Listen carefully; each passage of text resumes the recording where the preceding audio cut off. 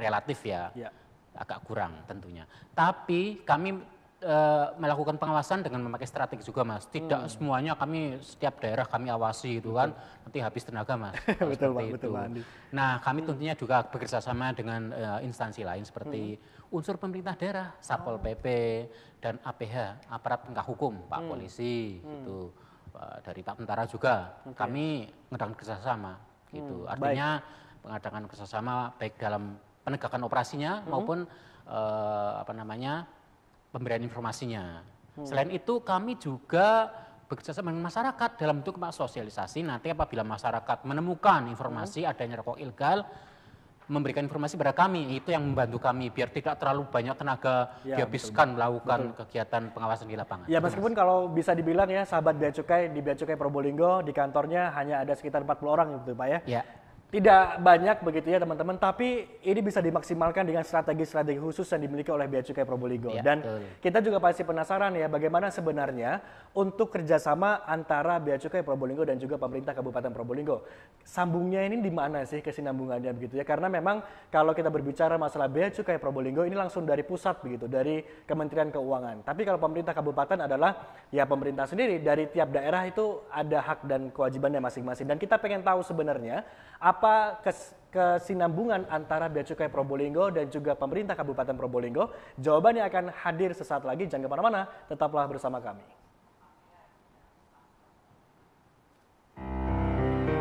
Bang Cecep adalah duda sebatang kara yang menjalin asmara dengan Meijin. Mereka saling mencintai dan berencana untuk menikah.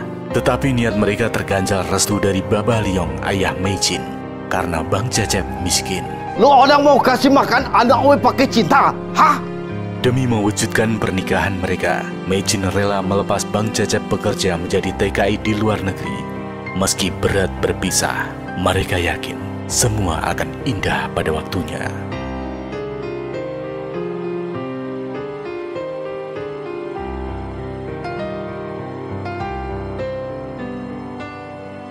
Walah, Cep.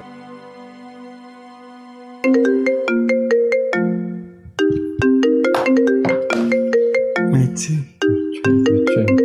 Halo Bang sayang. Ada apa sayang? Ada apa? Ada apa? Barang-barang buat pernikahan kita gimana Bang? Udah dibeli semua? Udah dong, udah beres nih.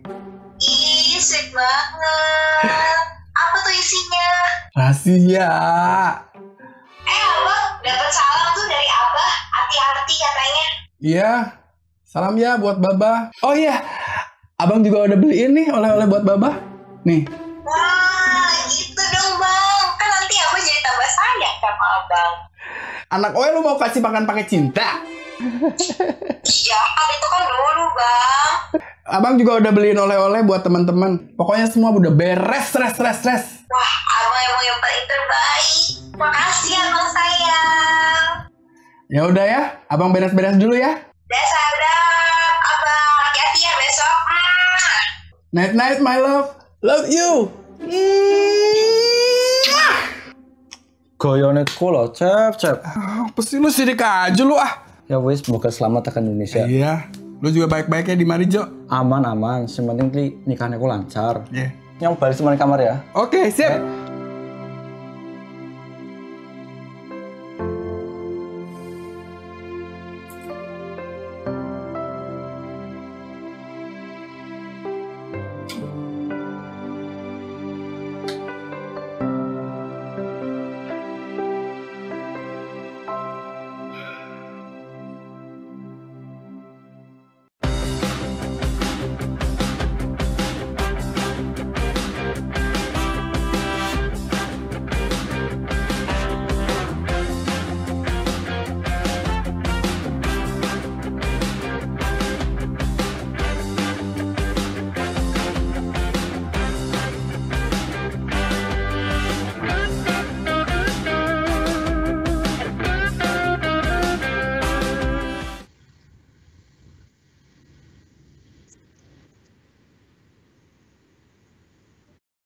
Terkait dengan talk show 60 menit bersama Bupati yang akan membahas terkait dengan peran Bea Cukai Probolinggo dan juga pemerintah Kabupaten Probolinggo membangkitkan perekonomian daerah di tengah pandemi COVID-19 ini.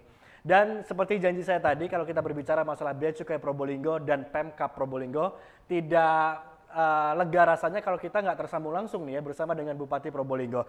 Nah, saya sudah tersambung bersama dengan Bupati Probolinggo, Haja Puput Tantrianasari, Sarjana Ekonomi. Saya sapa terlebih dahulu. Selamat sore, Ibu. Sore, Mas. Baik, apa kabar Ibu Tantri? Kita biasanya ada di platform yang berbeda dari ini dan sekarang kita banyak membahas terkait dengan Bea Cukai Probolinggo. Iya. Tapi isunya masih nyerempet-nyerempet dengan COVID ya. Yes, betul banget Ibu. Nah, Ibu Tantri, terima kasih saya ucapkan matur nuwun atas nama Bea Cukai Probolinggo yang sudah berkenan hadir pada sore hari ini, yang akan juga banyak membahas terkait dengan bagaimana peran antara lintas sektor begitu ya, karena kalau kita berbicara masalah COVID-19, sahabat Bea Cukai tidak bisa dikerjakan sendiri oleh pemerintah kabupaten, tapi juga perlu dari sektor-sektor lainnya yang juga turut membantu demi mensukseskan segera selesainya deh gitu ya dari pandemi COVID-19. Nah, saya ke Pak Andi terlebih dahulu, Bu Tantri mohon izin. Pak Andi, kalau kita berbicara masalah Bea Cukai Probolinggo dengan pemerintah Kabupaten Probolinggo, apa sebenarnya irisan kerjasama yang selama ini sudah dilaksanakan? Ya, Mas Badi, mungkin ada yang bertanya-tanya, apa sih hubungannya Bea Cukai dengan pemerintah daerah? Kalau secara langsung tidak ada, Mas, secara langsung. Bea Cukai berada di bawah instansi vertikal, di bawah Kementerian Keuangan, Pemda ya, pemerintah daerah. Akan tapi, Mas Badi, kami selama ini juga melakukan kerjasama dengan pemerintah daerah Kabupaten Probolinggo, yaitu berupa pemanfaatan apa yang disebut dengan DBH-CHT, dana bagi hasil cukai hasil tembakau. Nah, pemanfaatannya itu khususnya kalau yang bekerja sama dengan Bea Cukai ada dua. Ya, yang pertama sosialisasi rokok ilegal, yang kedua adalah pemberantasan rokok ilegal. Gitu, Mas. Baik. Ya. Ada dana bagi hasil cukai hasil tembakau atau DBH-CHT, Ibu Tantri. Selama ini dari DBH-CHT yang sudah dilaksanakan atau memang karena kalau kita berbicara masalah Bea Cukai Probolinggo, kalau saya bisa cerita begitu ya sahabat Bea Cukai, bahwa memang penerimaan pajak yang ada di Kabupaten Probolinggo akan disetor ke Kementerian Pusat begitu, Kementerian Keuangan, yang nantinya akan diserahkan kembali berapa persen begitu ya Pak dari DBH-CHT untuk diserahkan kepada Pemkab untuk digunakan sebagai pelaksana begitu dalam pemerintahan dan kembali lagi ke masyarakat. Nah, sejauh ini untuk penggunaan DBH-CHT seperti apa Ibu Tantri? Ya, terima kasih. Sebelumnya saya ingin bersapa pada Pak Andi dan teman-teman Bea Cukai Probolinggo. Terima kasih atas inisiasi talkshow sore ini. Semoga memberikan manfaat. Jadi begini Mas Badi, perlu diketahui mungkin banyak orang yang nggak paham ya DBH-CHT ini apa sih? Jadi DBH-CHT ini semacam CSR-nya. CSR-nya Bea Cukai, yang mana salah satunya adalah berkaitan dengan pengelolaan hasil cukai tembakau. Karena tentu kita tahu tembakau dengan produk turunannya dan seluruh proses produksi dan industri yang berkaitan dengan itu ada semacam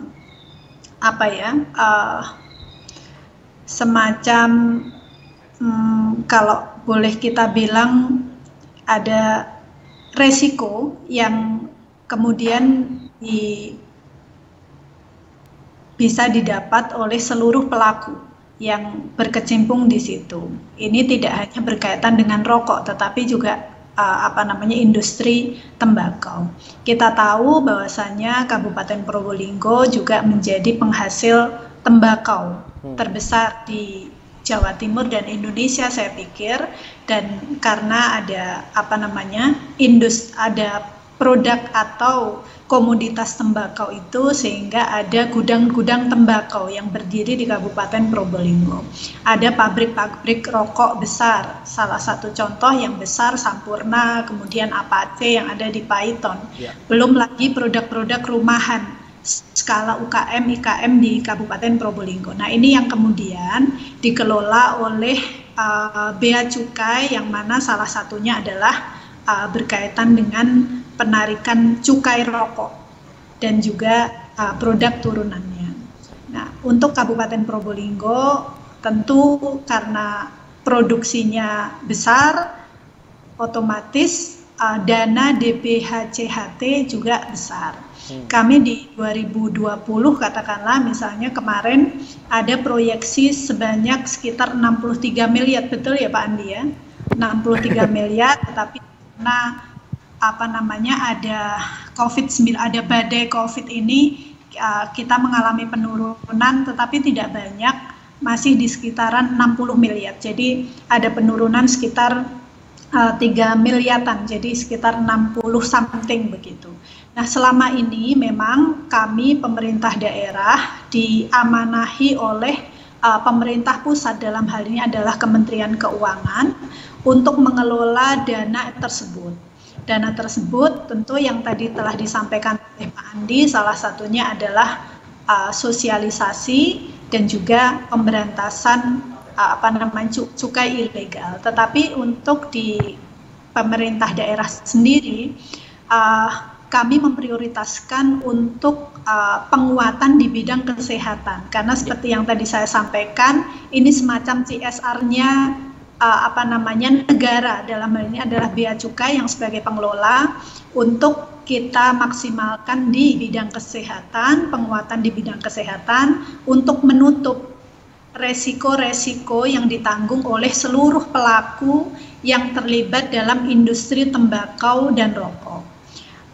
Contohnya apa? Contohnya ya membangun fasilitas rumah sakit, kemudian melengkapi seluruh fasilitas rumah sakit dan seterusnya, walaupun tentu selain itu kita juga fokus pada peningkatan kualitas bahan baku. Misalnya ini kalau dulu leading sektornya adalah dinas kehutanan, tetapi karena sudah di merger dinasnya sehingga ini menjadi leading sektor dinas pertanian. Untuk apa itu? Untuk memberikan pembinaan kepada para petani tembakau misalnya.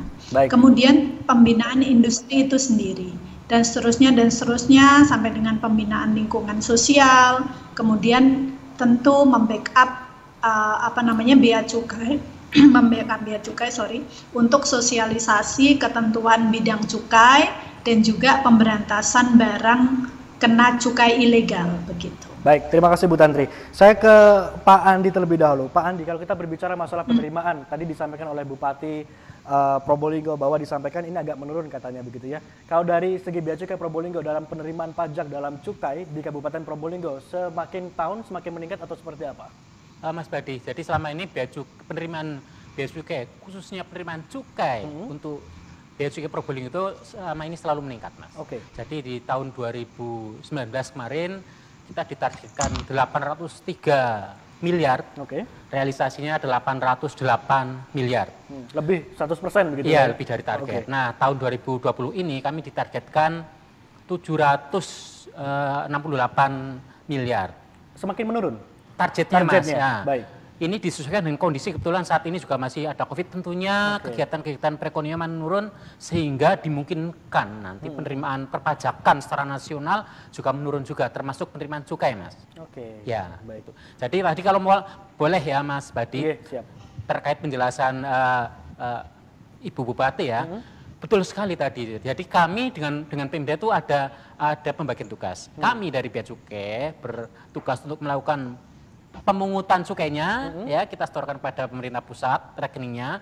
Kemudian di Pemdanya itu yang bertugas untuk memanfaatkan gitu, mendistribusikan ya, gitu ya. Memanfaatkan nanti sudah dijelaskan sama Ibu Bupati ada 5 dan 2 yang berkaitan dengan Bea Cukai, yaitu pemberantasan rokok ilegal dan sosialisasi ketentuan di bidang cukai. Itu. Pak Andi, ada aturan nggak sih yang menyebutkan bahwa dari pemerintah kabupaten harus membagi berapa persen untuk kesehatan, berapa persen untuk kepentingan yang lain? Ada ya.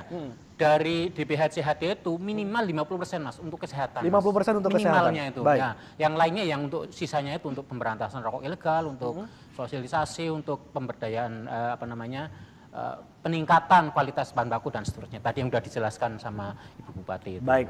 Sahabat Bea Cukai, saya masih akan membahas terkait dengan ya apa sebenarnya peran Bea Cukai Probolinggo dalam COVID-19 dan juga dari pemerintah Kabupaten Probolinggo dalam COVID-19 ini apa nanti realisasinya begitu ya, karena kalau kita berbicara masalah COVID-19 pasti ada disampaikan tadi 50% untuk kesehatan, apakah memang nanti akan ditambahi lagi begitu ya, karena kalau disampaikan tadi ini sedikit berkurang karena penerimaan pajak targetnya untuk tahun ini sedikit dikurangi karena memang terdampak dalam segi ekonomi, dan bagaimana realisasi untuk pembagian dari DBHCHT dalam bidang kesehatan dalam COVID-19 ini. Jangan kemana-mana, tetaplah bersama kami. Bravo Bea Cukai, selamat pagi. Ada yang bisa kami bantu?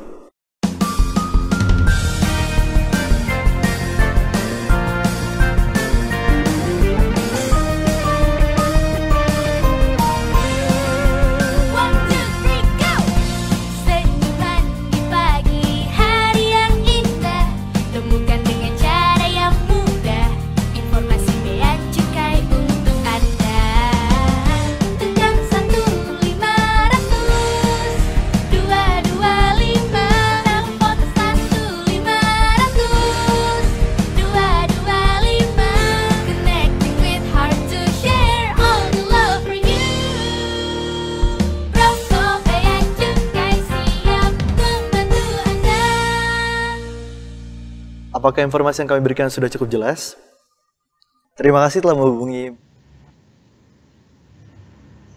Talk Show 60 menit bersama Bupati. Kita banyak membahas begitu ya terkait dengan apa sebenarnya peran Bea Cukai Probolinggo dan juga pemerintah Kabupaten Probolinggo membangkitkan perekonomian daerah di tengah pandemi COVID-19. Tadi sudah disampaikan oleh Pak Andi dan juga Bupati bahwa memang DBHCHT dari pusat akan disetorkan ke pemerintah kabupaten yang nantinya akan didistribusikan sesuai dengan kebutuhan pemerintah kabupaten masing-masing.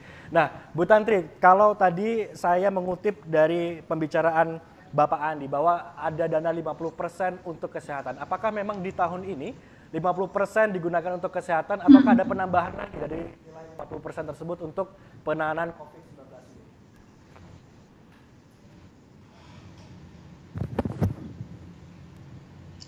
Sorry Mas, apa namanya, suaranya terputus-putus ya? Baik, saya ulangi Bu Tantri, ngapunten. Tadi disampaikan bahwa sudah jelas Ibu? Oke, baik.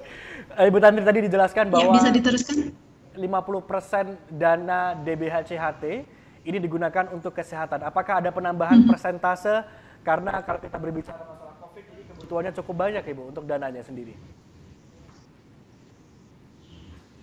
Ya, jadi selama ini memang seperti yang tadi saya sampaikan, memang fokus kita pada prioritas pada penguatan di bidang kesehatan. Ini angka minimal, jadi 50% ini angka minimal dan alhamdulillah sudah bisa kita laksanakan semaksimal mungkin. Saya juga mensyukuri bahwasannya support dari DBHCHT ini kemudian bisa kita lihat bagaimana perkembangan rumah sakit Waluyo Jati, kemudian Rumah Sakit Tongas, dan juga 33 puskesmas dan pustu yang ada di Kabupaten Probolinggo. Ini tentu salah satunya juga atas support dari DBHCHT ini. Begitu, Mas. Baik, artinya bisa tentatif begitu Ibu ya. Aturannya memang 50%, tapi kalau memang digunakan lebih dari itu untuk penanganan COVID-19 ini masih bisa minimal dimaksimalkan 50%. lagi. Iya, betul. Baik. Jadi ini adalah aturan yang sangat fleksibel, sehingga memang saya perintahkan kepada kawan-kawan di di perencanaan dan utamanya di Bapeda, Keuangan, dan juga Dinas Kesehatan untuk memaksimalkan prioritas pada penguatan di bidang kesehatan itu.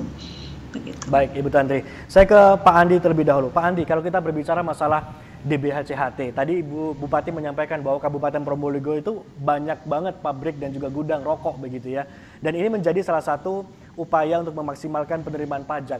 Kalau selama ini dalam memunguti pajak dari bea cukai atau cukai rokok begitu ya, adakah kesulitan begitu untuk di Kabupaten Probolinggo sendiri? Iya Mas, jadi di Kabupaten Probolinggo itu memang wilayah kerja kami ada di Kota Probolinggo, Kabupaten Probolinggo, dan Kabupaten Lumajang. Yang paling banyak memang di Kabupaten Probolinggo, Mas. Wow. Jadi yang terbesar pun kontribusi penerimaan cukai itu ya dari Kabupaten Probolinggo. Tadi sudah disebutkan oleh Ibu Bupati. Dari ada 2 pabrik rokok yang besar, Mas, yaitu HM Sampurna dan Gudang Garam. Itu yang terbesar. Itu kontribusinya sangat besar. Yang lain-lain adalah rokok-rokok yang istilahnya menurut istilah Bu Bupati adalah home industry atau UKM. Ya, kalau menurut istilah peraturan cukai itu namanya pabrik rokok PR golongan 3, yang kecil-kecil gitu, yang rumahan-rumahan itu, golongan itu banyak sekali tersebar di hampir di semua di Kabupaten Probolinggo. Ya, yang paling banyak di daerah Kraksan sampai Paiton, Mas, di sana. Ya. Adakah kesulitan, Pak, dalam penerimaan pajak yang ada di Kabupaten Probolinggo untuk cukainya sendiri? Kesulitannya adalah di dalam hal pengawasannya, Mas. Ya. Seperti kita tahu bahwasanya cukai itu kan memerlukan pengawasan yang ketat, Mas, ya. Tadi nggak boleh ilegal. Dia memproduksi harus lapor kepada Bea Cukai. Ya. Bahkan sebelum produksi udah lapor dulu. Setelah produksi lapor, nanti sampai dengan penjualan lapor juga ke Bea Cukai, kita awasi. Nah, dengan banyaknya industri yang tadi home industri rumahan-rumahan itu tentunya menyulitkan bagi kami untuk mengawasi keseluruhannya gitu. Nah, salah satu faktor kesulitannya itu, Mas, pengawasan di tempat-tempat yang tersebar dan di Kabupaten Probolinggo kan cenderung di tempat-tempat terpencil, Mas. Ada di Krucil, di sana tuh, ada di Sukapura, ada, Mas, di daerah-daerah itu. Artinya kan memang luasan dari Kabupaten Probolinggo cukup luas. Betul, begitu, jadi secara geografisnya. Secara geografis juga agak cukup sulit. Nah, Bu Tantri, bagaimana dengan peran atau support dari pemerintah kabupaten selama ini untuk mensupport dari kinerja Bea Cukai Probolinggo? Karena kalau kita berbicara masalah luasan daerah Kabupaten Probolinggo cukup luas banget, Ibu. Geografisnya juga ada pegunungan, ada lautan, gitu, ada daratan biasa, begitu. Dan artinya ini cukup pengawasannya ya cukup rumit, begitu. Dan bagaimana dari support pemerintah kabupaten sendiri?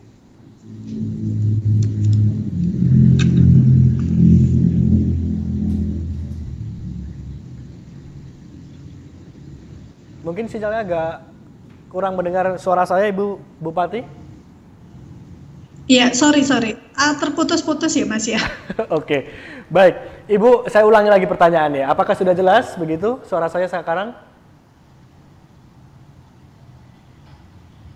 Oke, coba diulang lagi. Oke, baik. Ibu Bupati, luasan dari Kabupaten Probolinggo ini cukup luas dari segi geografis begitu ya. Dan ini juga dalam pengawasan Bea Cukai untuk mengatur lagi dari pergerakan rokok-rokok ilegal, kemudian home industry dan lain sebagainya, ini juga cukup sulit begitu. Dan bagaimana support pemerintah Kabupaten Probolinggo untuk mensupport kinerja dari Bea Cukai sendiri? Mungkin sekali lagi ini suaranya terputus-putus, tapi kalau boleh saya simpulkan, support Pemda pada Bea Cukai, begitu ya? Iya, betul banget, betul, Ibu. Iya, oke. Ya, jadi sorry. Ini sinyalnya sedang tidak bersahabat. Jadi selama ini koordinasi, komunikasi, sinergi antara pemerintah daerah dan juga dengan Bea Cukai cukup berjalan dengan baik. Kita telah melakukan berbagai kerjasama, antara lain tadi seperti yang disampaikan, mengadakan pemberantasan peredaran rokok ilegal yang melibatkan Polres, kemudian Satpol PP dan unsur perangkat daerah yang ada. Kemudian juga sosialisasi terkait dengan bidang cukai yang dilaksanakan di 16 kecamatan, Pak Andi. 16 kecamatan ini kecamatan-kecamatan penghasil tembakau, mulai dari Paiton, Kota Anyar, Kraksan, Krejengan, terus sampai dengan daerah-daerah lain. Ada 16 titik kecamatan yang ini telah didampingi secara serius oleh pemerintah daerah bersama dengan Bea Cukai. Tentu harapan saya sebagai Bupati, seluruh program yang ada di Bea Cukai, termasuk dalam hal ini tentu dalam hal bagaimana meningkatkan kualitas produk dan juga kesejahteraan masyarakat, utamanya petani tembakau di Kabupaten Probolinggo, bisa ditingkatkan kembali. Salah satu contoh misalnya fokus pada satu titik, apakah itu kelompok tani ataukah satu titik lokus di kecamatan, untuk betul-betul didampingi sehingga tidak hanya kemudian kita berpikir pada proses bisnis, artinya cukainya besar atau apa, tetapi lebih dari itu bagaimana masyarakat sejahtera, bagaimana masyarakat tersenyum, sehingga harapannya kalau masyarakat tersenyum pasti itu efeknya akan luar biasa, termasuk pada bea cukai itu sendiri, begitu. Baik, terima kasih Bu Tantri. Pak Andi tadi disampaikan bahwa pemerintah kabupaten mendukung secara penuh kinerja dari Bea Cukai Probolinggo. Dari Bea Cukai Probolinggo seperti apa? Apakah memang sudah maksimal nih dari support Pemkab sendiri? Melalui forum ini pun saya mengucapkan terima kasih pada Ibu Bupati atas kerjasama mulai dari tahun kemarin 2019. Kita melakukan sosialisasi bersama pemerintah daerah Kabupaten Probolinggo. Kemudian diteruskan di tahun 2020 ini, kemarin kita sebetulnya sudah ada rencana sosialisasi tentang rokok ilegal di 12 kecamatan, sisanya dari yang 24 kecamatan. Tapi baru berjalan sekitar 4 kecamatan, keburu COVID datang, Mas. Jadi, tapi nanti insya Allah nanti kerjanya tetap kita teruskan, nanti ada operasi pemberantasan rokok ilegal bersama unsur Satpol PP dari Kabupaten Probolinggo gitu, Mas. Jadi memang sudah berjalan kerjasamanya. Baik, Bu ya. Baik, luar biasa sekali. Ya, inilah sahabat Bea Cukai, kalau kita berbicara masalah kinerja antara pemerintah Kabupaten Probolinggo dan juga Bea Cukai Probolinggo, ini memang saling berkolaborasi begitu ya untuk dapat menegakkan aturan terkait dengan kepabeanan dan juga kecukaian begitu ya dalam Kabupaten Probolinggo. Dan harapannya semakin kesini semakin membaik kerjasamanya, dan ini adalah awal begitu untuk kita memulai komunikasi yang baik antara Bea Cukai dan juga pemerintah Kabupaten Probolinggo. Nah, di segmen selanjutnya nih sahabat Bea Cukai, saya akan membahas terkait dengan relaksasi apakah memang ada, dan juga bagaimana untuk kebijakan-kebijakan terkait dengan bea cukai kepada masyarakat apabila COVID-19 ini masih terjadi, dan apakah memang ada kemudahan-kemudahan, dan seperti apa peran dari bea cukai serta pemerintah Kabupaten Probolinggo untuk dapat bersama-sama melawan COVID-19. Pembahasannya sesaat lagi, jangan kemana-mana, tetaplah bersama kami.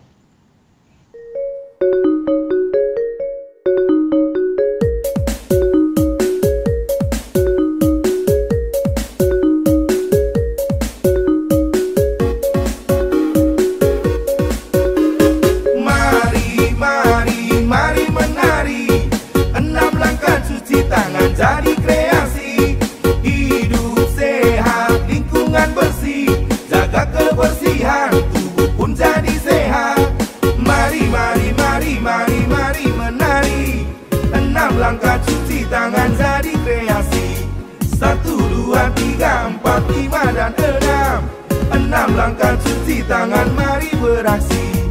Gosok kedua telapak tangan secara lembut.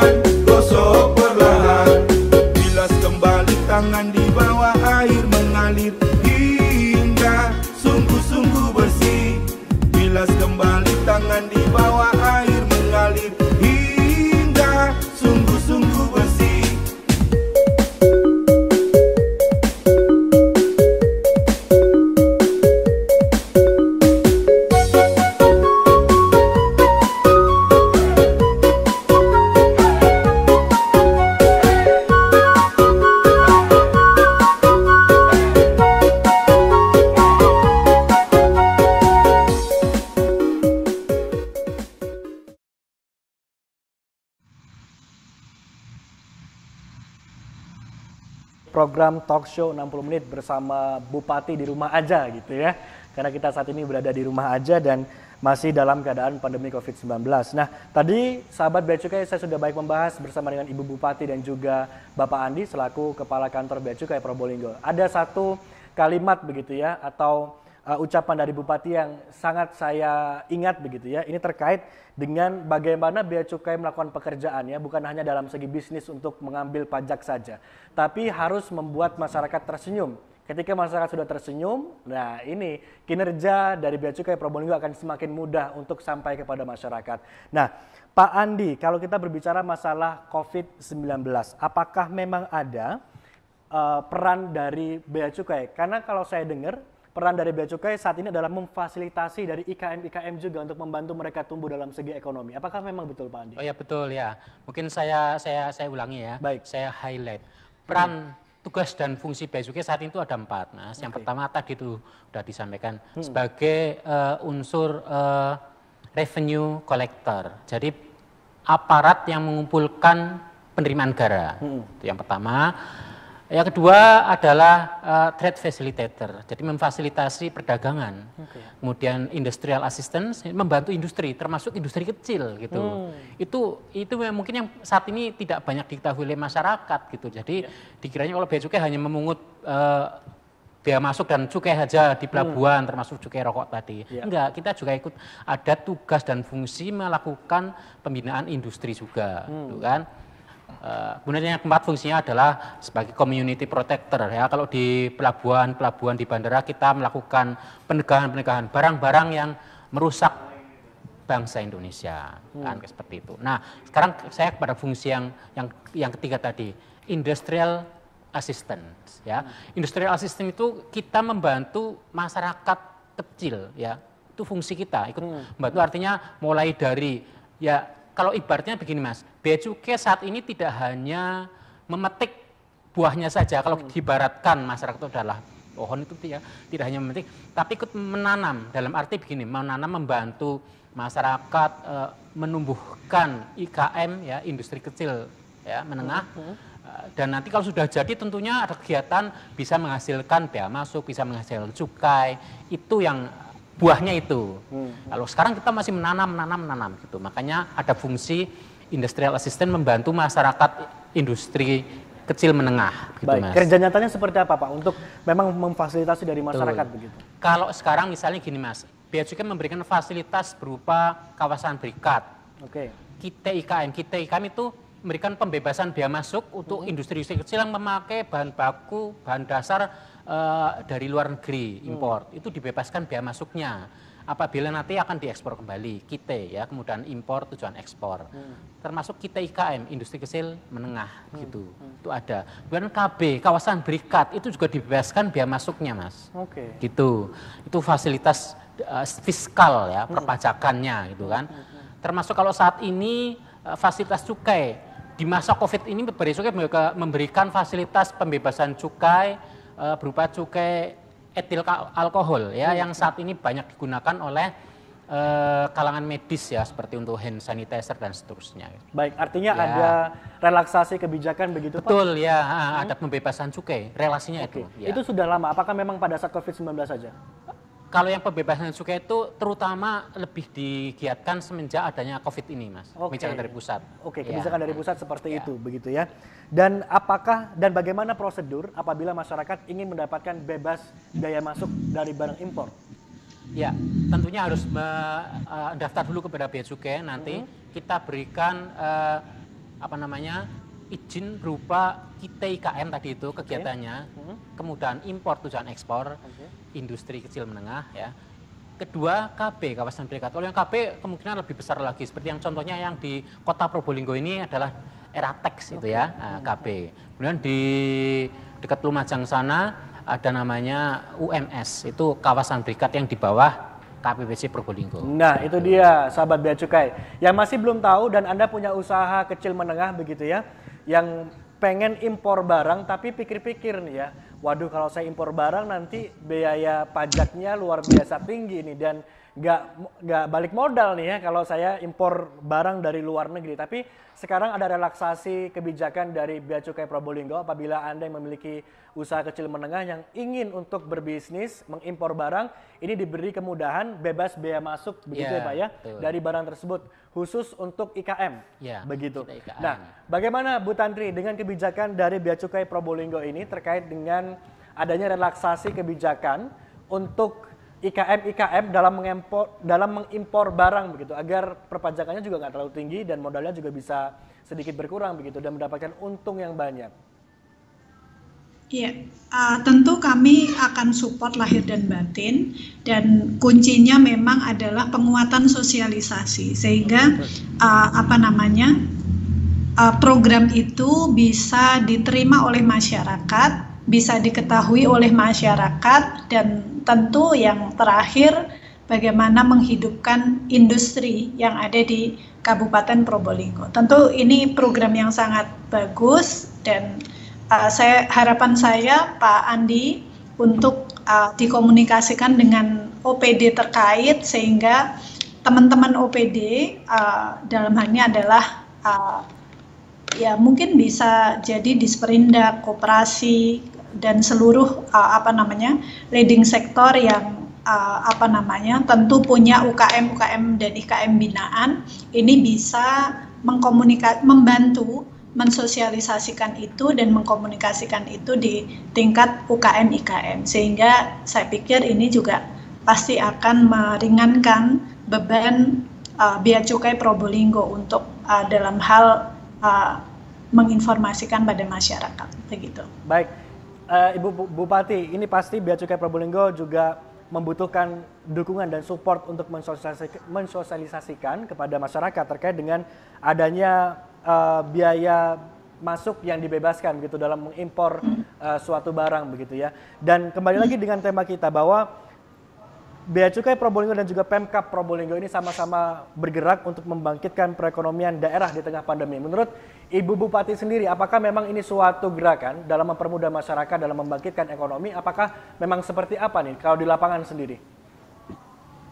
Ya, pada intinya begini, apalagi di tengah pandemi ya, di tengah pandemi yang tentu memukul seluruh sektor industri dan level masyarakat semuanya terdampak. Sinergi itu hari ini sudah menjadi keharusan. Jadi sekali lagi sinergi itu sudah menjadi keharusan sehingga kita bisa bersama-sama sesuai dengan kapasitas masing-masing, sesuai dengan tupoksi masing-masing bisa saling mensupport. Dalam hal ini Bea Cukai tentu dengan adanya pembebasan bea masuk ini juga menjadi semacam trigger yang saya pikir ini juga belum banyak diketahui oleh masyarakat. Sehingga kalau kemudian ini bisa berjalan dengan baik, saya pikir juga akan mengurangi sedikit banyak pasti akan mengurangi efek dari khususnya di tengah-tengah pandemi ini. Begitu. Dan Mas Badi, mungkin juga saya akan loncat terkait dengan pandemi ini. DBHCHT juga telah di-upgrade ya, aturannya boleh hari ini untuk juga membantu pemerintah daerah dalam penanganan COVID. Jadi saya pikir sinergitas seperti ini sangat penting hari ini untuk sekali lagi ya untuk masyarakat Kabupaten Probolinggo begitu. Baik, bisa laporan juga sih Bu ya dengan Kepala Bea Cukai Probolinggo nih. Dana DBHCHT diberikan dari pusat begitu ya kepada pemerintah Kabupaten Probolinggo. Sebarannya seperti apa Ibu untuk kesehatan sendiri dan berapa jumlahnya? Ya, untuk DBHCHT tahun ini sesuai dengan PMK yang kemarin telah direvisi boleh digunakan untuk penanggulangan COVID-19 melalui mekanisme refocusing anggaran. Minimal pemerintah Kabupaten Probolinggo telah menganggarkan untuk penanganan COVID ini di bidang kesehatan itu sekitar 36,6 miliar dan ini masih bisa berkembang ke depannya. Kemudian di bidang ekonomi karena tentu kita juga berpikir ke sana bagaimana rakyat tetap bisa bekerja, tetap bisa makan, kita anggarkan minimal 2,3 dari dana DBHJHT untuk program padat karya tunai yang kita sebar di beberapa wilayah yang pengampunya ini adalah Dinas Tenaga Kerja, kemudian bersama dengan Dinas PUPR untuk kita sebarkan di masyarakat, sehingga minimal ada 38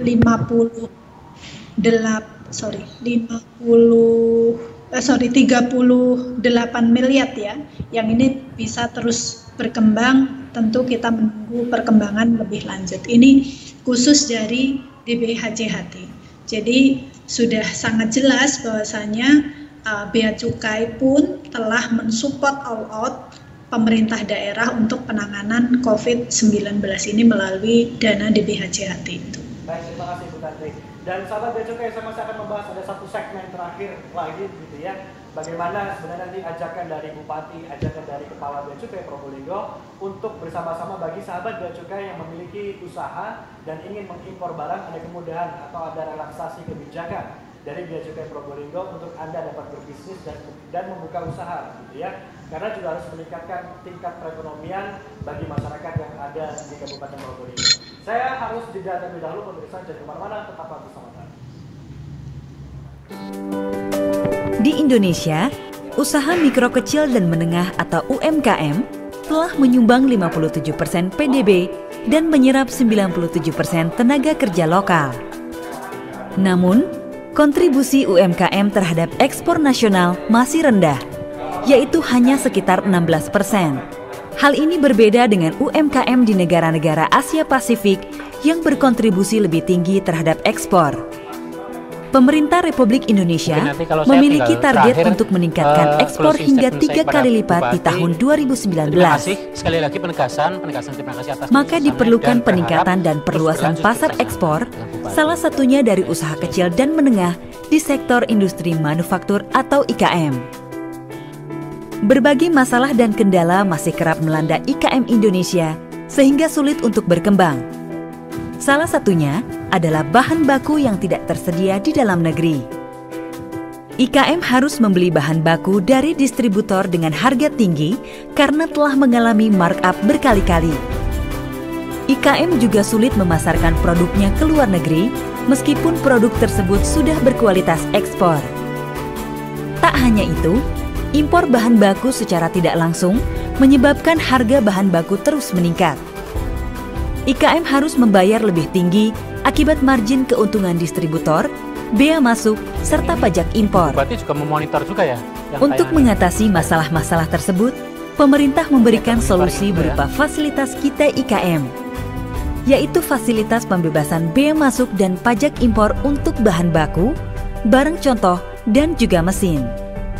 Fasilitas ini diberikan kepada usaha kecil dan menengah yang bergerak di sektor industri manufaktur, kepada konsorsium Kita yang merupakan badan usaha milik gabungan IKM, kepada IKM yang ditunjuk oleh beberapa IKM dalam satu sentra, maupun koperasi dengan syarat 75% hasil produksinya harus diekspor. Dengan fasilitas Kita IKM, IKM tidak perlu membayar bea masuk dan pajak impor, sehingga struktur biaya produksi dapat ditekan. Produk akhir yang dihasilkan dapat dijual dengan harga yang lebih bersaing dan kompetitif.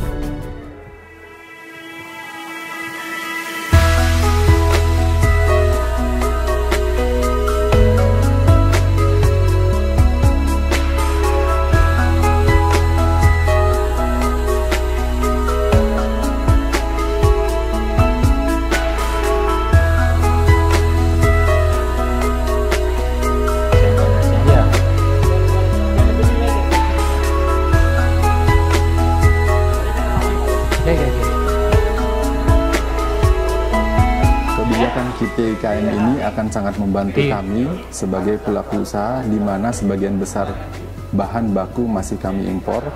Dengan demikian kami pun akan bisa menekan biaya produksi dengan dihapuskannya biaya masuk PPN impor. Untuk itu kami mengucapkan terima kasih yang sebesar-besarnya kepada pemerintah, dalam hal ini Bea Cukai.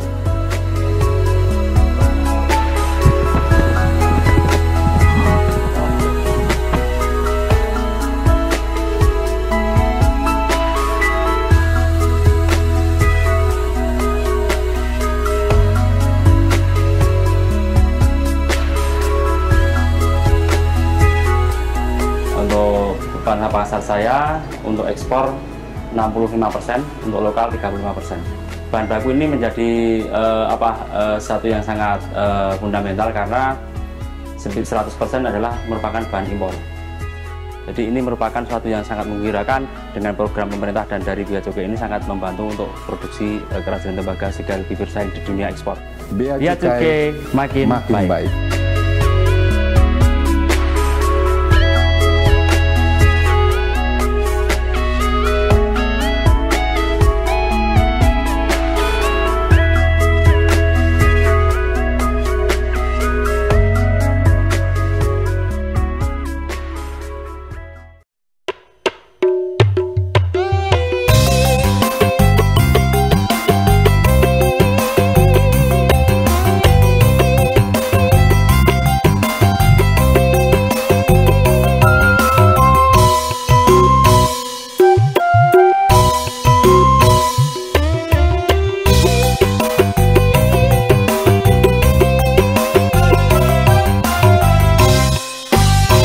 Ayo gempur rokok ilegal, merugikan pendapatan nasional. Kemasannya polosan, nggak ada pita cukainya, tidak jelas perusahaannya. Ayo gempur rokok ilegal, pita cukainya palsu susah dikenal. Pita cukainya ngarang, kurang jelas dipandang, beda dengan pita cukai aslinya. Ayo gempur sampai mundur, rokok ilegal ben acur, perusahaannya ngawur, pengen kaya kok nggak jujur. Pita cukai rokok filter, lo kok pakai cukai rokok keretek. Pita cukai bekas berkarat, terlihat jelek dipandang kusut. Ayo gempur rokok ilegal, perusahaannya padahal. Ayo gempur rokok ilegal, ayo gempur rokok ilegal.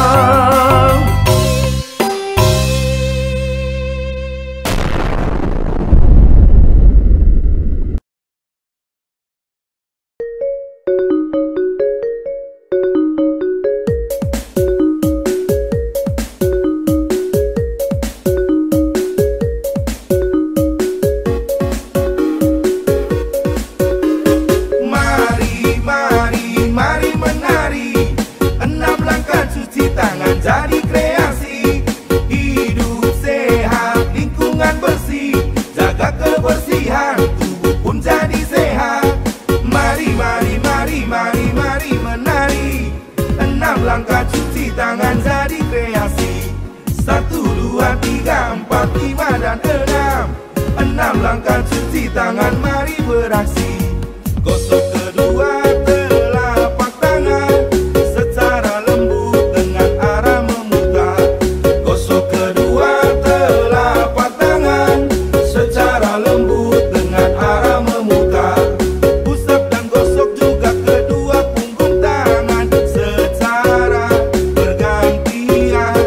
Usap dan gosok juga kedua punggung tangan secara bergantian.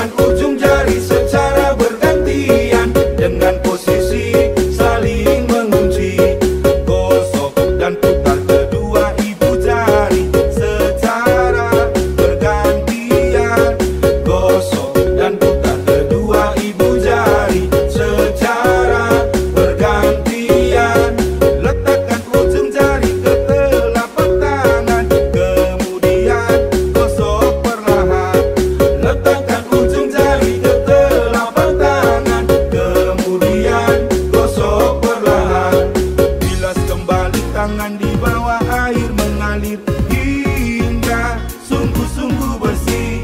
Bilas kembali tangan di bawah air mengalir hingga sungguh-sungguh bersih.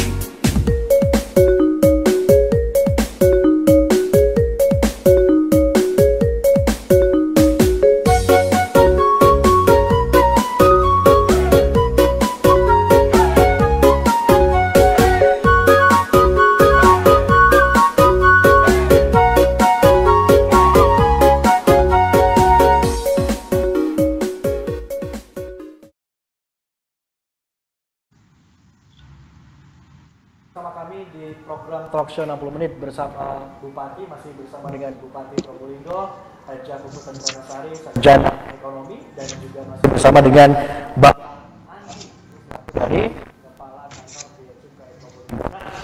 Sebelum kita melanjutkan ke sesi terakhir pada kesempatan kali ini, sahabat Bea Cukai, sama pertanyaan nih dari teman-teman netizen yang sudah bergabung melalui live streaming di Facebook, Instagram. Nah, sekarang coba langsung mengonfirmasi begitu ya.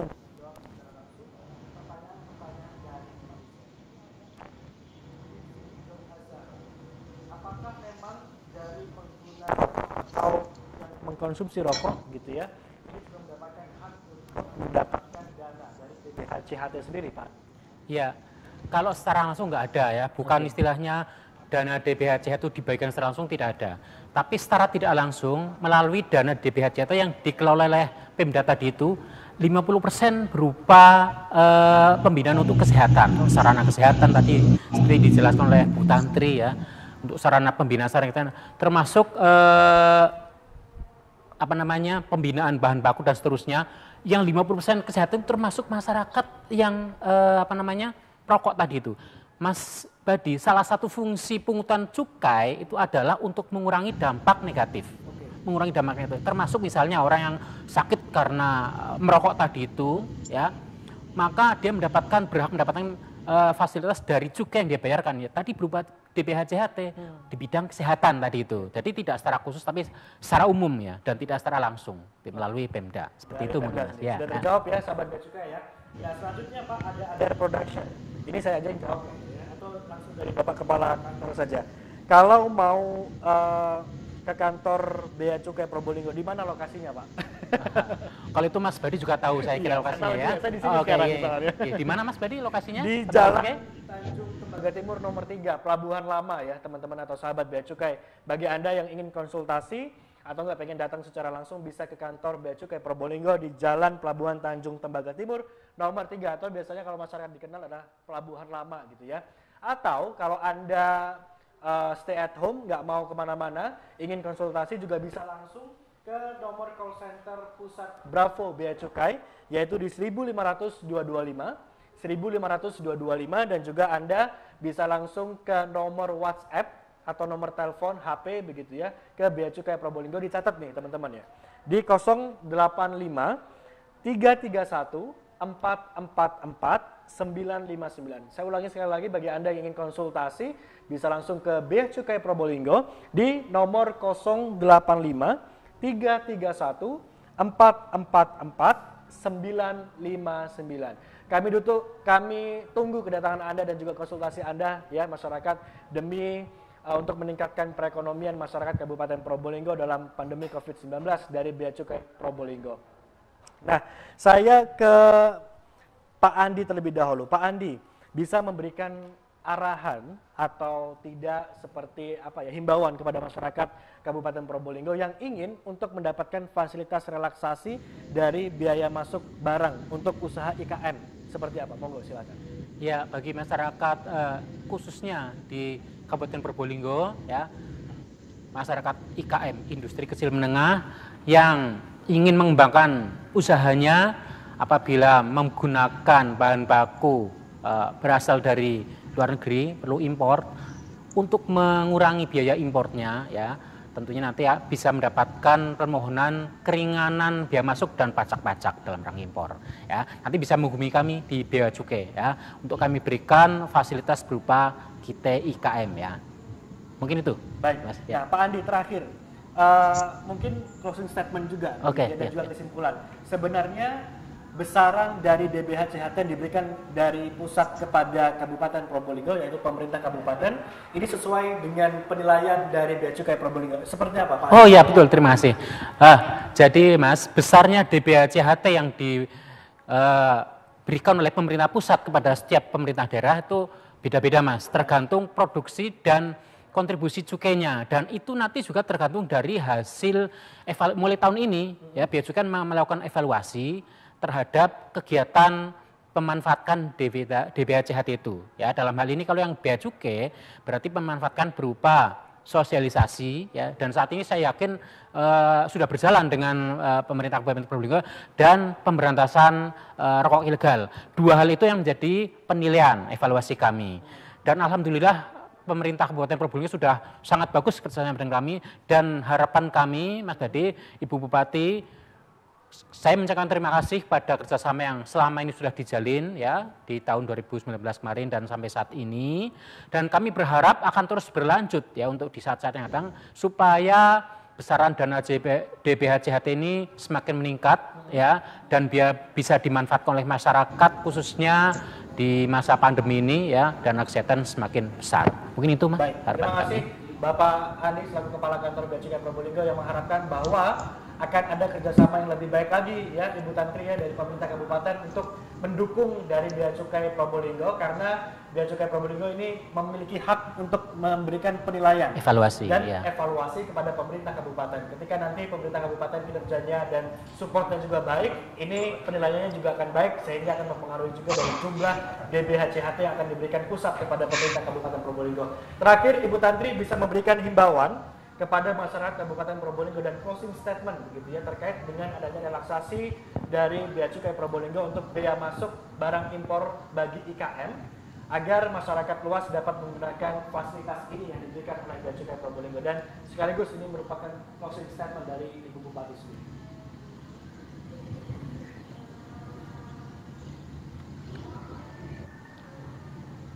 Sinyalnya. Ibu Bupati, mohon maaf, apakah suara saya tidak terdengar dengan jelas?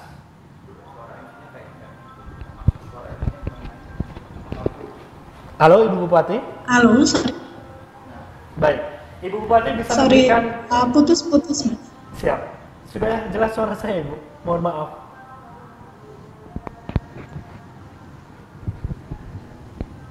Baik, Ibu Bupati bisa memberikan closing statement kepada kami semuanya terkait dengan himbauan untuk menggunakan fasilitas keringanan bea masuk barang impor bagi IKM, dan sekaligus closing statement Ibu Bupati. Sorry, saya tidak terlalu mendengar dengan jelas, tapi mungkin saya bisa menyimpulkan ini statement terakhir ya. Oke. Ya, dan ajakan bagi masyarakat untuk menggunakan fasilitas ini, Ibu. Oke, jadi semoga saya tidak salah menangkap maksud, karena ini pakai pakai persepsi ya, karena sinyal sedang tidak mendukung ini. Jadi yang pertama saya mengucapkan terima kasih pada Bea Cukai Probolinggo yang telah saling mensupport lah. Bea Cukai mensupport Pemkab, kemudian Pemkab juga mensupport Bea Cukai, yang mana bisa kita lihat bahwa DBH CHT Kabupaten Probolinggo luar biasa besar. Ini salah satu parameter keberhasilan sinergitas antara Bea Cukai dan juga pemerintah daerah Kabupaten Probolinggo dalam hal ini. Saya mengucapkan terima kasih, dan tentu harapan saya ke depan Bea Cukai bisa lebih berperan, dan tentu saya selaku Bupati membuka pintu selebar-lebarnya bagi Bea Cukai untuk melakukan kerjasama dalam bentuk apapun, yang mana tadi sesuai yang saya sampaikan di awal bahwasannya kita buatlah rakyat ini tersenyum. Jadi program apapun itu tentu akan kita support lahir dan batin, dan tentu komunikasi dengan lintas OPD, lintas instansi itu juga wajib dilakukan. Itu. Kemudian yang selanjutnya tentu support Bea Cukai pada masyarakat apakah itu sektor petani, apakah itu sektor UKM, IKM, untuk dimasifkan Pak Andi. Tentu kita berharap bahwasanya Bea Cukai ini juga sukses dan berhasil dalam mengawal seluruh programnya. Pun demikian, saya juga minta support Bea Cukai untuk juga mensupport kita semuanya dalam hal peningkatan kapasitas dan juga kesejahteraan petani dan juga sektor UKM, IKM dan seluruh masyarakat Kabupaten Probolinggo. Terakhir tentu dalam proses bekerja sama, bersinergi, tentu ada kekurangan di sana sini. Harapan saya tentu ini menjadi cambuk semangat bagi kita semua untuk memperbaikinya, dan komunikasinya Pak Andi, saya membuka pintu selebar-lebarnya, baik secara pribadi maupun secara institusional. Begitu. Sukses untuk Bea Cukai. Terima kasih Ibu Tantri sudah bergabung bersama kami dalam 60 menit talk show bersama dengan Bupati. Terima kasih karena informasi luar biasa sekali ya, sahabat Bea Cukai.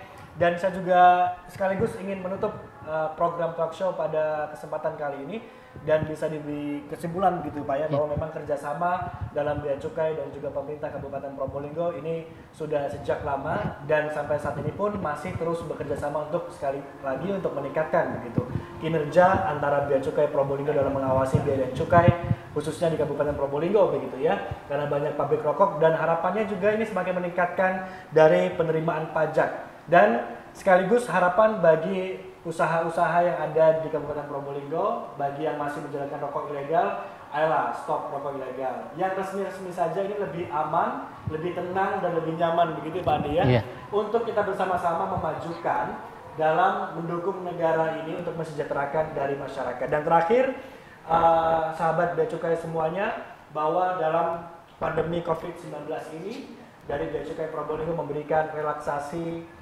kebijakan bagi Anda IKM-IKM yang berada di Kabupaten Probolinggo ingin untuk mengimpor barang, akan ada kemudahan yang diberikan oleh Bea Cukai Probolinggo. Anda bisa langsung menghubungi dari telepon interaktif kami di 15225 untuk Bravo Pusat Bea Cukai RI, dan juga di nomor HP 085 331 444 959 dari Bea Cukai Probolinggo, atau Anda bisa langsung datang ke kantor Bea Cukai Probolinggo yang berada di Jalan Tanjung atau Pelabuhan Tanjung Tembaga Timur maksud saya, nomor 3, atau ada di Pelabuhan Lama. Dari petugas Bea Cukai Probolinggo siap untuk melayani masyarakat Kabupaten Probolinggo, dan harapannya dari talk show ini bisa memberikan informasi seluas-luasnya bagi masyarakat Kabupaten Probolinggo dalam penanganan cepat COVID-19, dan harapannya kita sama-sama berharap Pak ya, untuk COVID-19 di Kabupaten Probolinggo dan seluruh Indonesia ini bisa segera berakhir. Terima kasih saya ucapkan kepada Bapak Andi Hermawan,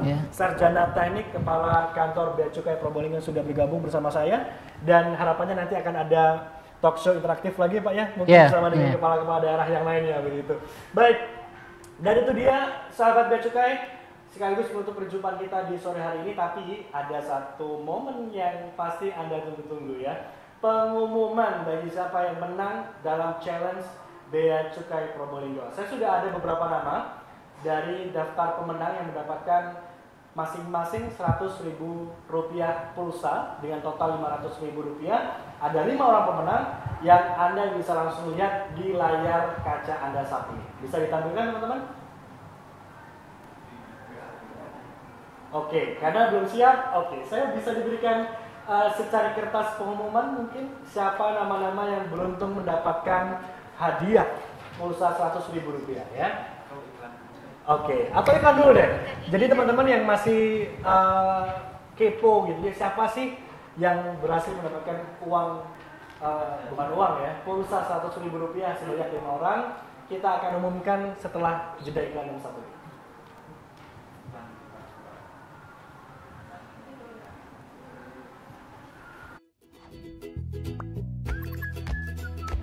Apa jadinya jika rokok dan minuman beralkohol tidak diawasi dan dikendalikan peredarannya? Pasti semakin besar dampak negatif yang ditimbulkannya. Disinilah peranan cukai diperlukan. Cukai sebagai instrumen pengendalian negara sekaligus sebagai sumber penerimaan negara. Untuk mengawasi dan mengendalikan peredarannya, negara melakukan pungutan cukai. Penerimaan negara dari tahun ke tahun dari pungutan cukai selalu meningkat. Penerimaan negara melalui pungutan cukai punya peranan yang sangat penting agar negara bisa membantu dan mewujudkan yang terbaik untuk kita. Ayo, sama-sama mengawasi dan mengendalikannya dengan cara menolak barang kena cukai ilegal.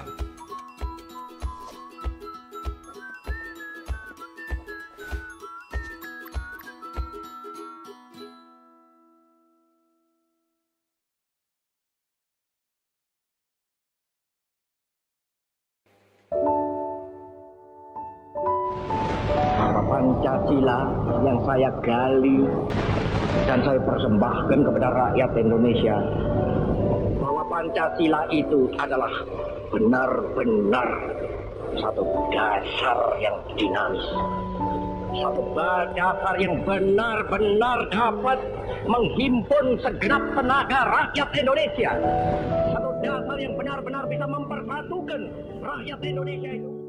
Pancasila. Kau lahir dari kitab Sangsekerta lalu datang ke Jakarta. Disambut serta-merta di depan sidang banyak peserta. Kau memiliki dasar ketuhanan, dasar kemanusiaan, dasar persatuan, dasar kerakyatan, serta dasar keadilan.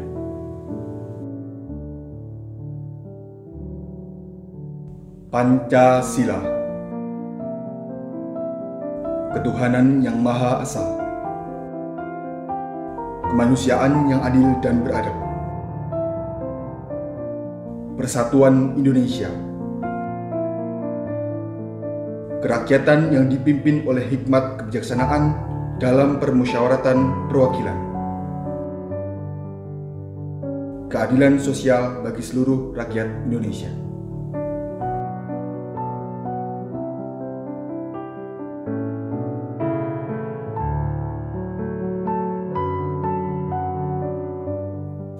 Mari bersama kembalikan makna, menegakkan kembali butir-butir 5 sila, kembalikan kejayaan Sang Garuda Pancasila untuk kemajuan negeri kita tercinta Indonesia.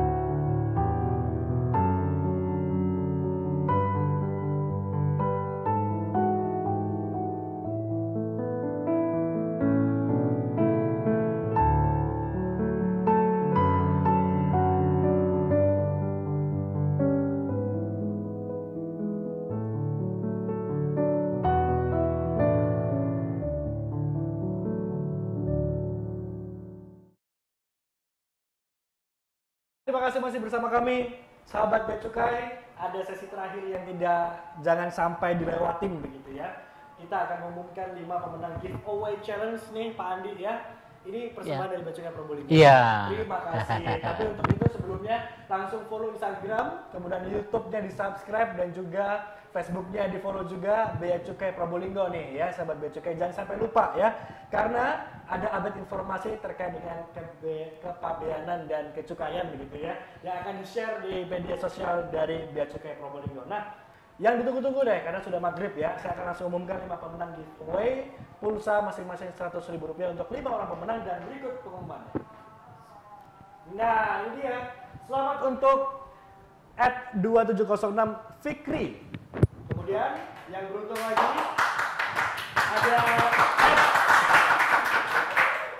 ada @ani SKH. Wow. Nah, pemenang ketiga, selamat untuk Sulfi.Sulfi. Dan yang berhasil juga mendapatkan pulsa 100.000 yaitu D_ya99. Dan yang terakhir, selamat untuk @Galip. Wow, Prayogi. Yes, nanti para pemenang akan langsung dihubungi oleh admin Bea Cukai Probolinggo untuk transfer uang pulsa Rp100.000 bagi 5 orang pemenang. Lumayan kan untuk beli kuota ya kan, nontonin di YouTube-nya, streamingnya Bea Cukai Probolinggo, oke banget ya. Dan itu dia sesi terakhir pada kesempatan kali ini, sahabat Bea Cukai. Saya Badi Sani beserta dengan Pak Andi mengucapkan terima kasih banyak Anda sudah bergabung bersama kami. Sampai jumpa di pertemuan selanjutnya dan talk show yang luar biasa lainnya. Dadah! Di Indonesia, usaha mikro kecil dan menengah atau UMKM telah menyumbang 57% PDB dan menyerap 97% tenaga kerja lokal. Namun, kontribusi UMKM terhadap ekspor nasional masih rendah, yaitu hanya sekitar 16%. Hal ini berbeda dengan UMKM di negara-negara Asia Pasifik yang berkontribusi lebih tinggi terhadap ekspor. Pemerintah Republik Indonesia memiliki target untuk meningkatkan ekspor hingga 3 kali lipat di tahun 2019. Maka diperlukan peningkatan dan perluasan pasar ekspor, salah satunya dari usaha kecil dan menengah di sektor industri manufaktur atau IKM. Berbagai masalah dan kendala masih kerap melanda IKM Indonesia sehingga sulit untuk berkembang. Salah satunya adalah bahan baku yang tidak tersedia di dalam negeri. IKM harus membeli bahan baku dari distributor dengan harga tinggi karena telah mengalami markup berkali-kali. IKM juga sulit memasarkan produknya ke luar negeri meskipun produk tersebut sudah berkualitas ekspor. Tak hanya itu, impor bahan baku secara tidak langsung menyebabkan harga bahan baku terus meningkat. IKM harus membayar lebih tinggi akibat margin keuntungan distributor, bea masuk, serta pajak impor. Untuk mengatasi masalah-masalah tersebut, pemerintah memberikan solusi berupa fasilitas Kita IKM, yaitu fasilitas pembebasan bea masuk dan pajak impor untuk bahan baku, barang contoh, dan juga mesin. Fasilitas ini diberikan kepada usaha kecil dan menengah yang bergerak di sektor industri manufaktur, kepada konsorsium Kita yang merupakan badan usaha milik gabungan IKM, kepada IKM yang ditunjuk oleh beberapa IKM dalam satu sentra, maupun koperasi dengan syarat 75% hasil produksinya harus diekspor. Dengan fasilitas Kita IKM, IKM tidak perlu membayar bea masuk dan pajak impor, sehingga struktur biaya produksi dapat ditekan. Produk akhir yang dihasilkan dapat dijual dengan harga yang lebih bersaing dan kompetitif.